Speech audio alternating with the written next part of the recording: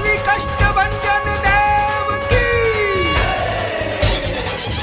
બોલ શ્રી પવનપુત્ર હનુમાન કી.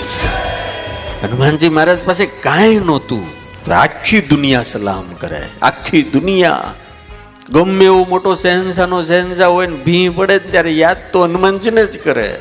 કષ્ટ શબ્દ છે ને ખાલી 2 અક્ષરનો છે, પણ એ કષ્ટને ભાંગવાનું જો કામ કરતો હોય ને તો સાળંગપુર વાળો મારો દાદો કષ્ટ ભંજન દેવ છે યાર.